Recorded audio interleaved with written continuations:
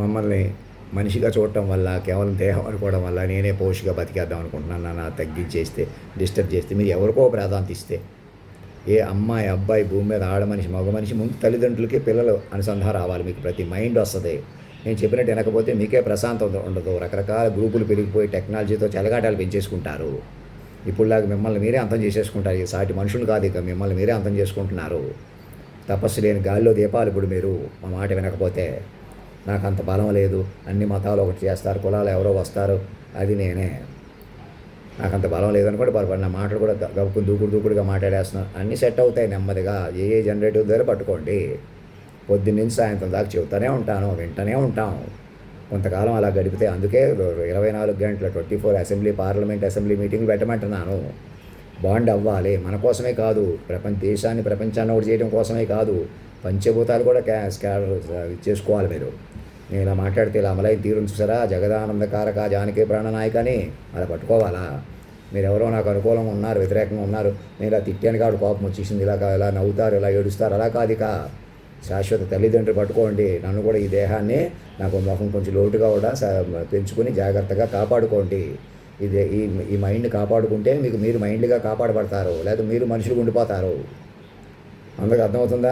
ఇక్కడ ఏదో చెప్పొచ్చు, అంత మహిమ ఉంటే ఏదో చూపించేయచ్చు కదా. మహిమలు నా దగ్గర కాదు, పెంచుకోవాలా. 1,00,000 పేజీలకి 10 కోట్ల పేజీలు దారిలోకి వస్తానంటే ఇప్పుడు కొంచెం ఈమెయిల్ పంపకుండా ఆపుతుంది ఎవరో. మరి అదే మాయ, అదే మీ గొప్పతనం కాదు. అందరూ మా కంట్రోల్లో ఉన్నారు.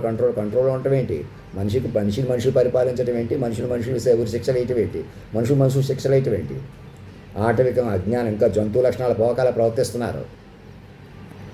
మొన్న ఆగస్టు 15కి అందరినీ జైలు నుంచి వదిలేమన్నానా? ఇంకా ఒకళ్ళని పట్టుకుంటున్నాం, ఇద్దరిని పట్టుకుంటున్నాం. అలా వాతావరణం బిల్డప్ చేసుకుంటూ ఒకేసారి నేనేదో చూపించేయటం కాదు. మీరు వాతావరణం క్రియేట్ చేసుకోవాలి, కింద నుంచి సరిదిద్దుకుంటున్నప్పుడు కూడా నన్ను పట్టుకోగలరు. అలా ఒకసారి నన్ను పట్టుకుంటే ఇంకా నా ప్రకారం నా తర్వాత ఎవరిని కూర్చోబెట్టకూడదు అనుకుంటే అదే మీకు లాభం. నా వల్ల ప్రయోజనమే అది.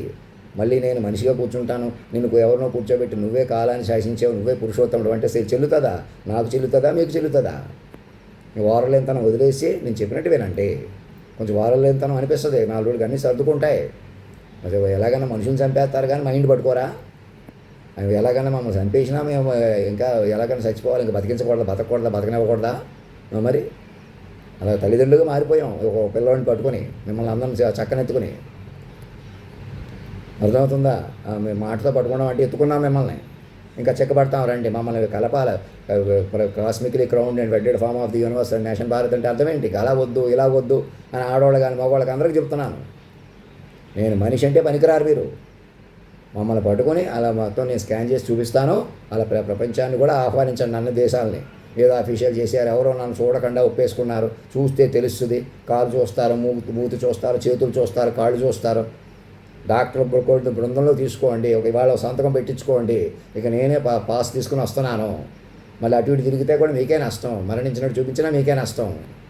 నన్ను మాస్టర్ మైండ్గా పట్టేసుకుంటే పెంచేసుకుంటారు మీరే మెల్లగా. 4 రోజులు నేను అందరినీ మర్యాదగా పిలుస్తాను. ఎవరిని తిట్టడం అలాంటి చేయను. ధర్మం రక్షత సత్యమేవ జయితే.